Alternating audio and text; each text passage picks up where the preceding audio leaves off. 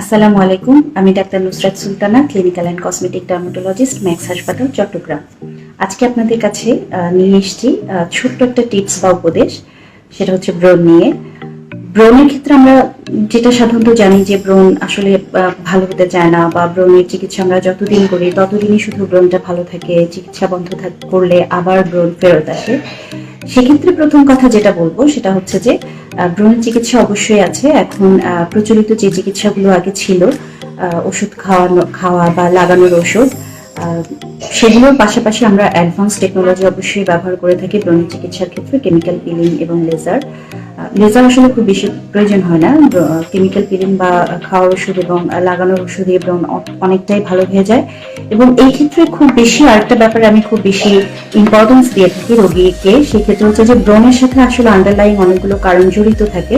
সেগুলোর সাথে সেগুলো ফাইন্ড আউট করে সেগুলো চিকিৎসা করলে ব্রণ আসলে আর ফেরত আসার সম্ভাবনাটা কমে যায়। এবং খুবই গুরুত্বপূর্ণ যেটা, সেটা হচ্ছে যে ব্রণের সাথে খাদ্যাভ্যাসের একটা রিলেশন কিছুটা আছে, সেটা এবং লাইফস্টাইল মডিফিকেশন। আমাদের খাদ্যাভ্যাস যদি ভালো হয়, হেলদি ফুডস যদি খাই, খুব বেশি গ্রিন লিফি ভেজিটেবলস, শাকসবজি, ফলমূল, এই ধরনের খাবার এবং প্রচুর পানি খাওয়া, এগুলো অভ্যাস করতে পারলে এবং প্রতিদিন যদি একটু নির্দিষ্ট সময় পর্যন্ত হাঁটা যায় এবং ওজনটাকে নিয়ন্ত্রণে রাখা যায়, তারপর জাঙ্ক ফুড, ফাস্ট ফুড, এই ধরনের খাবারগুলো এবং সুগার, খুব হাই গ্লাইসেমিক ইন্ডেক্স যুক্ত খাবার, কার্বোহাইড্রেট যুক্ত খাবার যদি আমরা একটু কম খাই, তাহলে অনেকটাই ব্রণ নিয়ন্ত্রণে রাখা যায়।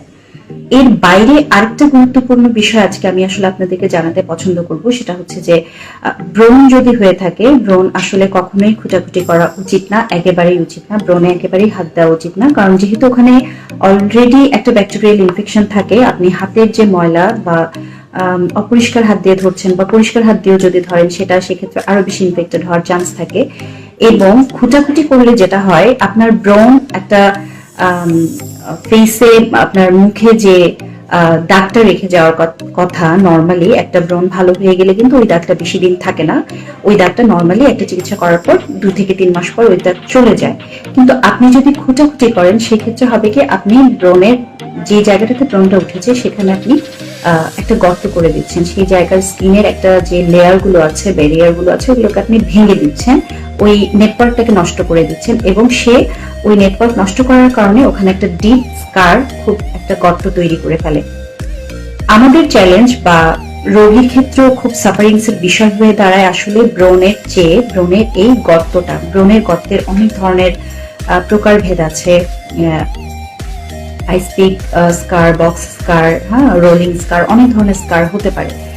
এই স্কার বা ব্রণের এই গর্তের দাগের চিকিৎসাটা আসলে অবশ্যই একটু দীর্ঘমেয়াদী এবং জটিল হয়ে যায়। সেই ক্ষেত্রে ইনভেসিভ ট্রিটমেন্ট বা অ্যাডভান্স ট্রিটমেন্ট অপশনগুলোতে না গিয়ে উপায় থাকে না। তো সেই ক্ষেত্রে গেলে, এই ধরনের অ্যাডভান্স টেকনোলজি ট্রিটমেন্ট অপশনে গেলে আসলে রোগীরই ক্ষতি, কারণ তাকে টাকা পয়সা খরচ করতে হচ্ছে, সময় বেশি দিতে হচ্ছে এই চিকিৎসার ক্ষেত্রে। তো আমার খুব বেশি অনুরোধ থাকবে আপনাদের, যে ব্রণ যদি হয়ে থাকে, ব্রণের জন্য ইনিশিয়ালি যদি আপনি ফেস করেন, বাজারের প্রচলিত চটকদার বিজ্ঞাপনে প্রলুব্ধ না হয়ে আপনি অবশ্যই অভিজ্ঞ কোনো ডার্মাটোলজিস্ট দেখাবেন, এবং উনি যখন আপনাকে চিকিৎসা দেবে এবং পরবর্তীতে মেনটেন করার জন্য আপনাকে যে প্রোটোকলগুলো বলে দেবে, সেই ক্ষেত্রে আপনি দীর্ঘদিন ভালো থাকবেন এবং ব্রণ অনেক বেশি দীর্ঘমেয়াদী দাগ করার সুযোগ থাকে না। আর খুঁটাখুটি যদি করেন, তাহলে সেই ক্ষেত্রে আপনার ব্রণ গর্ত হবে এবং গর্তের চিকিৎসা অবশ্যই দীর্ঘমেয়াদী হয় এবং খরচান্ত হয়। তো আপনাদের প্রতি অনুরোধ থাকবে এই বিষয়গুলো খেয়াল রাখবেন। আশা করি আপনারা ব্রণ নিয়ে অনেক বেশি বিষণ্ণতায় ভোগার বা খুব খারাপ কোনো পর্যায়ে যাওয়ার সুযোগ থাকবে না। আপনাদের সবাইকে অনেক ধন্যবাদ, ভালো থাকবেন।